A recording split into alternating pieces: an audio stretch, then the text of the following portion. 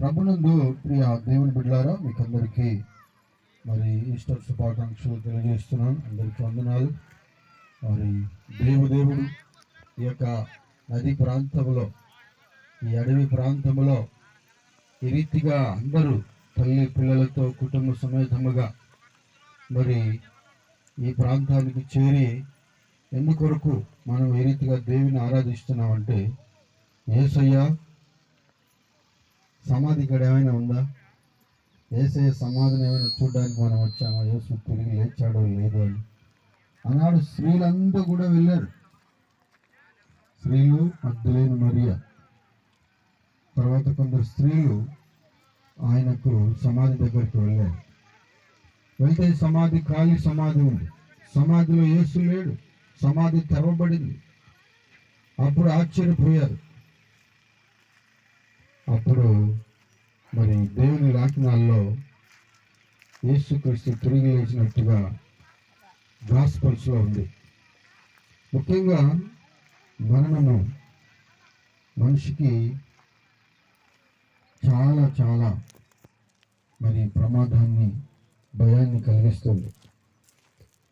అయితే మనుషులు ఈ లోకములో బ్రతకడానికి అవకాశం ఉందా అని ఆనాడు ప్రవక్తలు కూడా యోను గారు ప్రవచించుకున్నారు.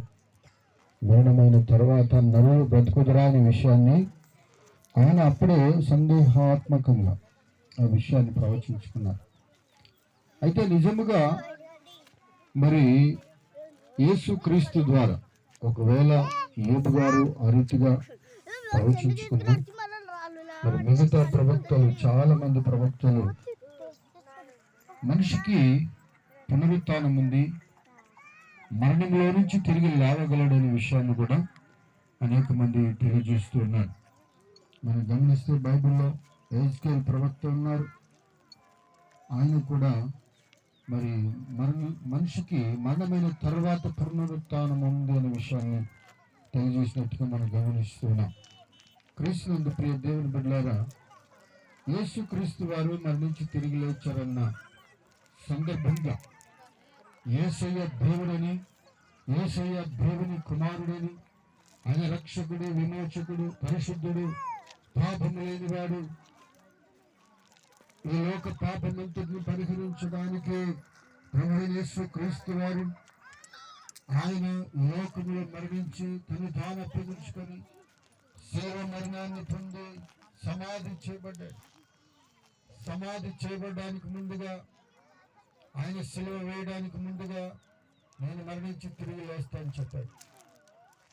కాబట్టి అదే విధంగానే వీడు ఎలా లేస్తాడో చూద్దామని చెప్పి ఆ రోమా సైనికులు ఆ సమాధిని భద్రం చేశారు.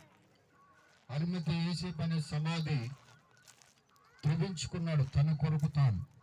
ఇశ్రాయేలు దేశంలో సమాధులు ఎలా తవ్వుకుంటారంటే, మనమంటే మట్టి తవ్వుకుంటాం, అప్పుడప్పుడే సమాధి చేసేస్తాం. అక్కడ వారు మొత్తం రాతి కొండలు, ఇలాగా రాతి కొండలు రాతిని